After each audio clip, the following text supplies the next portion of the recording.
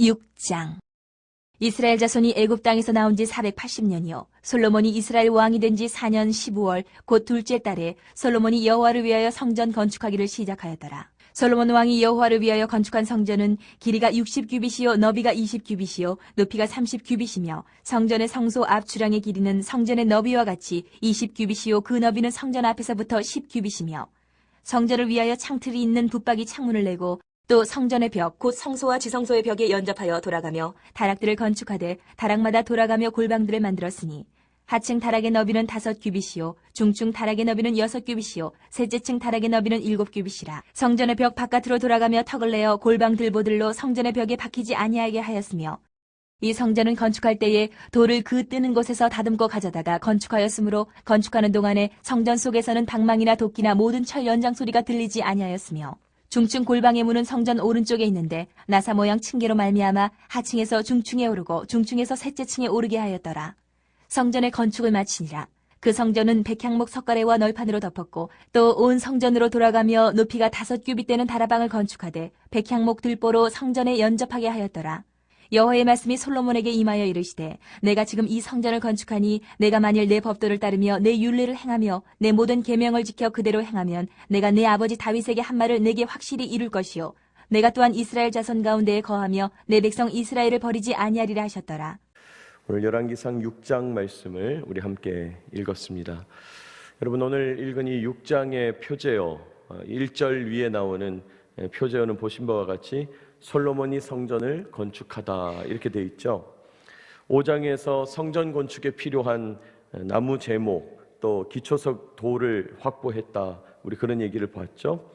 5장에서 두로왕 히람에게 사신을 주고받으면서 다윗의 신실함이 기초가 돼서 어떤 나무들 가져가라, 그런 이야기를 듣죠. 다윗의 신실함이 기초가 되어서 성전 건축이 진행되고 있다. 또 엄청난 규모의 일꾼들이 동원됐다. 모든 일들이 신앙과 관련이 있고 하나님의 도우심으로 한계를 뛰어넘는 일들이 가능하다, 그런 얘기를 나눴습니다. 그리고 이제 오늘 6장에 들어와서 솔로몬이 실제로 성전을 건축하는 이야기를 자세하게 기록하고 있습니다. 오늘 말씀을 통해서 하나님 주시는 교훈을 깨닫고 하나님 마음 얻기를 원합니다. 첫째로 오늘 말씀을 통해서 우리는요, 솔로몬이 설계하고 지은 이 성전이 하나님이 주신 지혜로 매우 고도의 기술이 적용되었다는 사실을 보게 됩니다. 성전을 짓는데 매우 고도의 기술이 적용됐다. 탁월한 설계로 아름다운 성전을 지었다. 그것을 알게 된다는 거예요.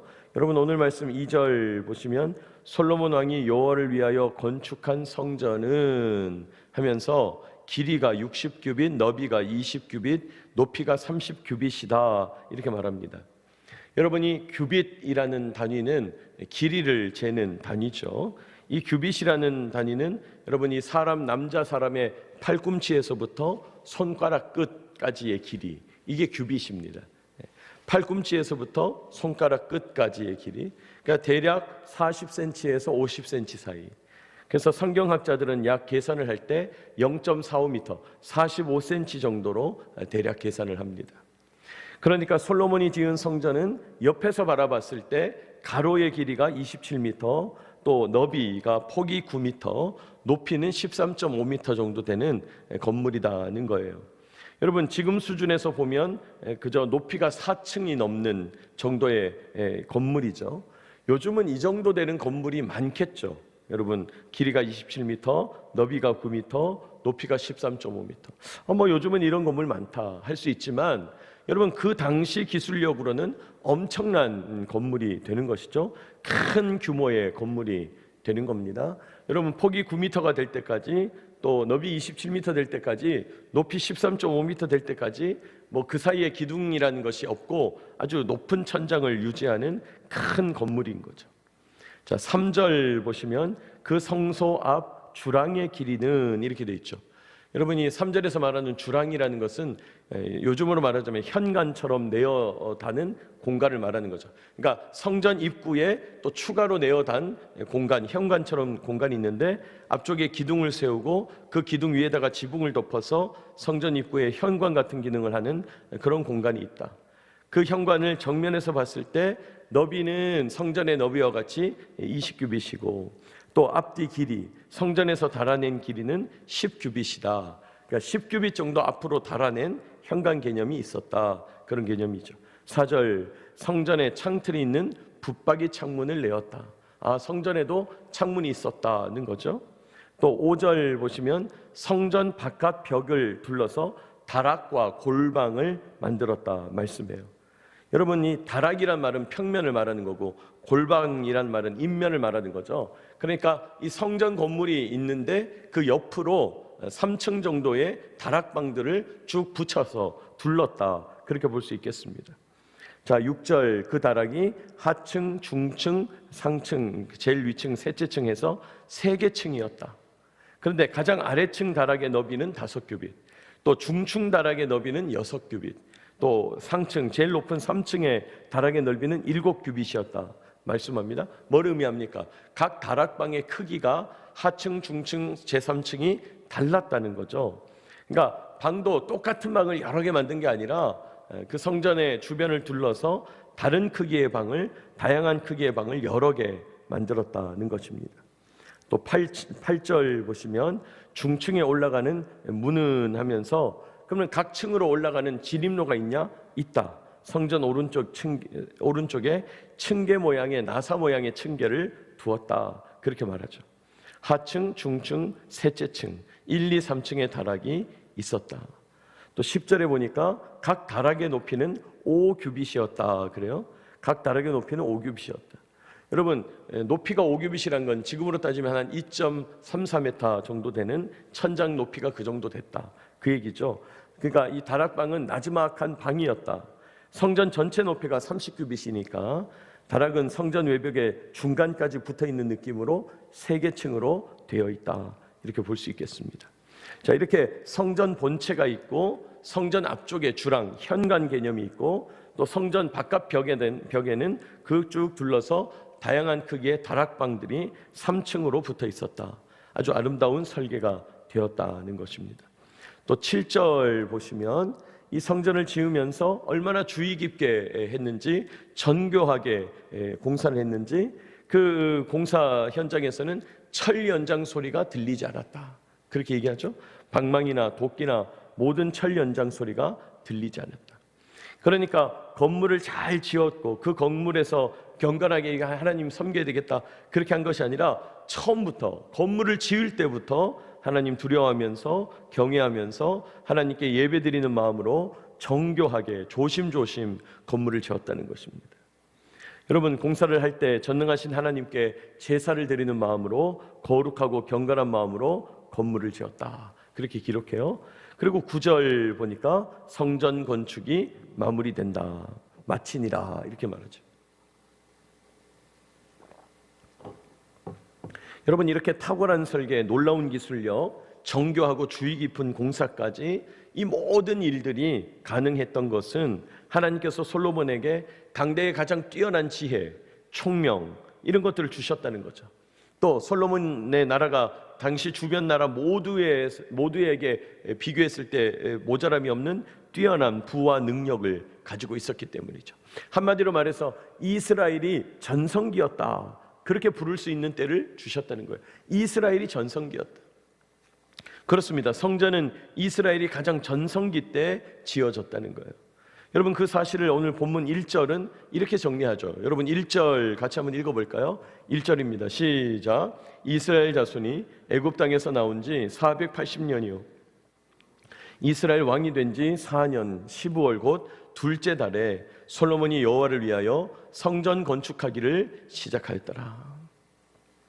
여기 보니까 이스라엘 자손이 애굽 땅에 나온 지 480년이 됐다, 이렇게 기록하고 있어요.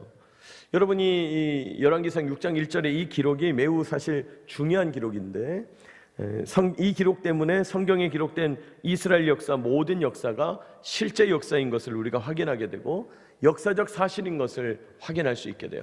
그러니까 여기 480년이다라는 기준이 딱 박히니까 출애굽한 연대가 정확하게 어떻게 되고 430년 동안 애굽에서 살게 된 그 기준이 길이가 어떻게 되고 이런 것들이 이제 확정하게 되는 거죠. 여러분, 아브라함과 이삭과 야곱으로 이어지는 족장들의 시대, 당시 야곱의 자손들이 12아들 그리고 70여 명, 이 70명이 총리 요셉의 초청으로 이제 애굽으로 들어가게 되고 430년 동안 살아가게 되고, 그래서 나중에 장차 장정만 60만, 대략 250만에서 300만 명 정도의 큰 민족을 이루게 됐다. 그 이후에 모세를 보내셔서 출애굽하게 되고 시내산에서 언약 맺게 되고 주권을 행사하도록 법을 주시고 동행하시는 증표 성막을 주시고 40년 우여곡절 끝에 가나안 땅에 들어가서 영토를 얻었다. 그러고도 하나님의 왕되심을 인정하지 못하고 영적으로 방황하던 이스라엘인데 이제야 사울왕 다윗왕을 거쳐서 가장 전성기를 맞게 됐다. 가장 아름다운 시기, 가장 부요하고 기술력이 뛰어나고 가장 주변 나라 중에서 우뚝 서는, 단연코 우뚝 서는 그런 최고의 전성기, 가장 정점이 되는 시점, 그러기까지 480년이 걸렸다는 거예요. 여러분, 그렇게 가장 뛰어난 시기에 성전을 짓게 됐다는 것입니다. 사랑하는 여러분, 저와 여러분의 전성기는 언제일까요? 여러분, 오늘 성경을 보면 성전을 짓는 그때가 가장 전성기인 거예요. 성전을 지을 수 있는 그때. 성전이 뭡니까? 내가 교회 공동체의 일원이 되어서 하나님과 교제하며 관계를 세워가면서 하나님께 온전히 예배하고 주님과 동행하는 일, 그런 삶 자체가 성전이죠. 성전. 여러분, 오늘도 주님과 동행하면서 주님의 말씀을 묵상함으로 주님의 뜻을 깨닫고 그렇게 기도함으로 하나님께 내 마음을 쏟아놓고 그렇게 주님과 주고받고 하나님과 교제하는 것이죠. 그렇게 사귀고 소통하고 동행하면서 마침내 하나님과 연합에 이르게 되었을 때, 그때 우리는 성전을 이루게 된다는 거예요. 성전을 이루게 된다. 우리 한 사람 한 사람이 주님의 몸된 교회가 되어가는 일, 그게 성전을 세우는 일이에요. 그렇게 내 삶에 성전을 세우는 것, 그게 내 인생 최고의 전성기가 된다는 것입니다. 여러분, 내가 건강해서 전성기, 내가 가장 젊어서 전성기, 내가 몸이 가장 아름답고 돈을 가장 많이 벌어들이고 가장 젊게 되고 계급이 가장 높아지고 내 미모를 뽐내고 외모를 뽐내고, 여러분, 그런 게 전성기가 아니고, 비록 겉사람은 낡아지더라도 내가 주님과 동행하며 아름다운 성전으로 지어져 갈 때, 내 안에 계시는 성령께서 나를 통하여 역사하시면서 크고 놀라운 일을 행하게 될 때, 그때가 전성기라는 거예요. 하나님이 내 안에 거하시면서 나와 함께 하시고 나와 동행하시고 나를 인도하시는 그때가 전성기라는 거예요. 여러분, 오늘도 이 아침 하나님과 깊은 교제를 나누고 하나님의 음성을 분별하고 하나님께 내 마음 전부를 올려드리고 솔직하게 기도하고 내려놓음으로 성전 이루어가게 되시기를 축복합니다. 그렇게 나 자신이 성전을 이루어가는 그때가 하나님 주시는 전성기라는 거예요. 여러분, 그런 전성기를 누리는 저와 여러분 되시기를 축복합니다. 두 번째로 오늘 말씀을 통해서 하나님은요, 성전의 의미를 재확인하시면서 언약을 강조하신다, 그것을 깨닫게 됩니다. 오늘 하나님께서 성전의 의미를 재확인하시고 이제 성전을 완공하는 솔로몬을 향해서 나타나셔서 언약을 강조하시더라. 여러분, 오늘 보면 11절 여호와의 말씀이 솔로몬에게 임하여 이르시되, 자, 성전을 완공하고 나서 하나님께서 솔로몬에게 말씀하는 거죠. 12절, 내가 지금 이 성전을 건축하니 만일 내가 내 법도를 따르며 내 율례를 행하며 내 모든 계명을 지켜 그대로 행하면 내가 내 아버지 다윗에게 한 말을 내게 확실히 이룰 것이요. 무슨 말입니까? 야, 네가 성전을 건축했구나. 이 성전을 보면서 너는 더욱 계명을 지켜 그대로 행하라. 이 성전을 보면서 내가 다윗에게 한 말, 언약을 이루겠다, 주님 말씀하시는 거예요. 여러분, 그렇습니다. 하나님께서 말씀하시는 이 성전의 의미가 뭡니까? 언약에 충실하라는 거죠. 계명을 지켜 행하라는 거죠. 그러면 나도 언약에 충실하겠다. 그러면 나도 언약을 이루겠다. 언약을 말씀해요. 여러분, 언약이 뭡니까? 다윗에게 말씀하신 약속, 다윗의 자손이 영원토록 왕위에 있게 하겠다, 그게 언약이잖아요. 여러분도 아시다시피 하나님은 실제로 이 언약을 신실하게 이루시죠. 다윗의 자손들로 계속 왕들을 이어가게 되고 그 사이에 끊어짐이 없게 하시고 마침내 왕 보내시다가 시간이 흘러서 유다 지파 다윗의 자손 예수 그리스도를 보내심으로 온 우주 만물 창조 이래 세계 역사의 주인 되시는 예수 그리스도 왕을 세워주셨다는 거죠. 영원한 왕위라고 하는 언약을 이루어 주셨다는 겁니다. 여러분, 성전의 의미가 뭡니까? 언약을 이루신다는 거예요. 하나님이 이런 성전의 의미, 언약을 이루신다는 것을 재확인하시면서 약속합니다. 이 성전을 통해서 영원히 너희와 함께하리라.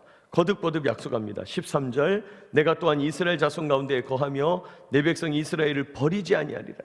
내가 너희들 가운데 거한다. 내가 너희들을 버리지 않겠다. 영원히 너희와 항상 함께한다. 이것이 성막의 의미고 성전의 의미가 된다는 거예요. 여러분, 예루살렘의 성전이 우뚝 세워졌다. 뭘 의미합니까? 하나님이 이 백성과 함께한다. 그걸 말한다는 거예요. 여러분, 우리가 하나님의 이름 가운데 여호와라는 이름을 부르죠. 여호와. 이 여호와라는 이름이 뭡니까? 영어 성경에 보면 I am who I am. 나는 나다. 나는 스스로 있는 자다. 이게 여호와의 의미인데, 그 의미를 자세하게 살펴보면 내가 너희들과 함께하면서 내가 어떤 존재인지 너희에게 보여줄 것인데, 그렇게 너희들이 체험한, 너희와 함께하면서 보여준 그것이 바로 나다는 거예요. 그게 바로 나다. 내가 항상 너희와 함께하면서 내가 누구인지를 알게 하겠다. 그게 여호와의 의미라는 거예요. 그게 하나님의 거룩하신 이름이라는 거예요. 여러분, 그렇습니다. 우리가 믿는 하나님은요, 우리와 함께 하시는 하나님이에요. 우리와 함께 하시면서 우리를 지키시고 언약을 신실하게 이루시고 우리에게 변함없는 충성을 요구하시면서 우리도 언약을 이루기를 원하시는 그 하나님이시다는 거예요. 여러분, 우리가 예수 믿으며 살아간다는 의미가 뭡니까? 오늘도 주님과 동행한다는 것입니다. 오늘도 주님이 함께 하신다는 거예요. 그 함께 하시는 주님을 의지하며 살아가는 거죠. 함께 하시는 성령님의 도우심을 구하며 살아가는 거죠. 그게 하나님 믿는 삶이죠. 그게 하나님과 함께하는 삶, 그리고 그게 바로 구원의 삶이라는 거예요. 구원의 삶. 여러분, 우리 삶은요, 늘 완전하지 않아요. 깨질 때도 있고 실망할 때도 있고 마음이 다쳐서 아플 때도 있고, 또 순종하여 하나님의 기쁨이 될 때도 있고, 불순종하여 하나님 앞에서 울며 서 있을 때도 있는 거죠. 그러나 중요한 것은 우리 주님이 변함없이 우리와 함께 하신다는 거예요. 변함없이 우리와 함께 하신다는 거예요.